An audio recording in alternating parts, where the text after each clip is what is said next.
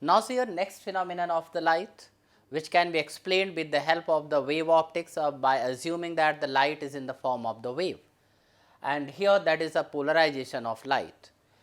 Light, you know, the light is an electromagnetic wave. So, light waves are electromagnetic. Electromagnetic means these waves are produced due to variation in electric and magnetic field.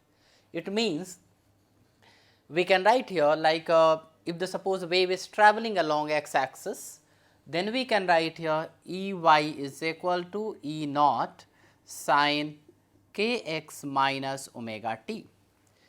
If the light is traveling along x axis, then electric field can be written in this way and magnetic field can be written here B naught sin k x minus omega t.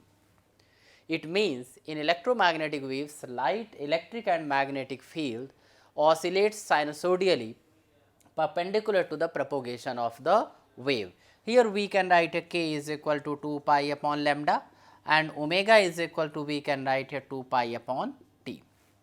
Now, so when the light waves travels, vibrations are of electric and magnetic field, these are perpendicular to the propagation of wave, and when these vibrations are taken, we can write here, suppose this is the point source, radiations are coming like this here.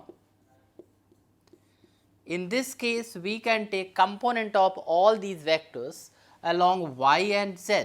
Suppose this is y and this is z.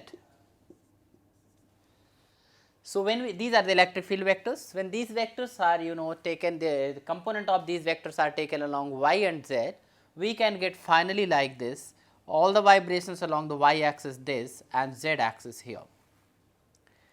Here this is y and y dash, z and z dash. We can write also this one in this way. This is unpolarized light. So, when the light travels along x axis, vibrations are along y and z axis. So, these plane of the vibrations are perpendicular to the propagation of the wave, and when these two vibrations are included here, then the light is said to be unpolarized. Now, what happens if this unpolarized light here, this one is allowed to pass through any crystal like a tourmaline crystal. So, see here this contains two types of vibration or the vibration in the two planes which are perpendicular to each other and also perpendicular to the propagation of the wave. Suppose you have taken tourmaline crystal here, in this way here, there is a crystal there and this is its axis over here.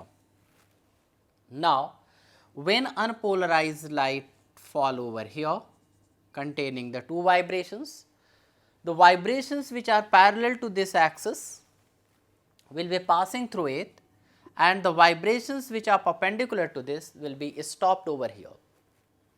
So, this has got intensity I. So, this will have intensity I by 2, intensity reduces to half. See here in this case, the vibrations are confined in one plane only, which is perpendicular to the propagation. So, this light is said to be polarized light. That is called polarized light here, because we have restricted the vibration only in one plane. Now, let us see, if you rotate this crystal by 90 degree, then you will be seeing here this component here will be passing through this. It means intensity you won't be getting 0 here. So, this is taken as here polarizer, this is called polarizer.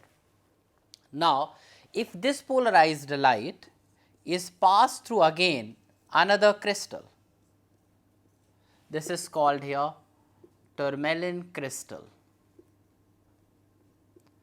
So, again this one light is passed through this, when this axis is parallel to this, we are getting here light, but when it is rotated by 90 degree, we will be getting intensity here 0. So, if the polarized light falls on the crystal, falls on the polarizer, right, and in that case, and if the polarizer is rotated, if there is an angle is the 90 degree between the axis and the light waves, then there will be no light, and if these vibrations are parallel to this axis, then only we will be getting the light. So, this can be said here analyzer. So, this is called polarizer, this is called analyzer. So, we can actually guess, we can check the light whether it is polarized or unpolarized by using analyzer. So, there are many devices which can polarize the light. One of them here I have taken here the tourmaline crystal, another is a nickel prism.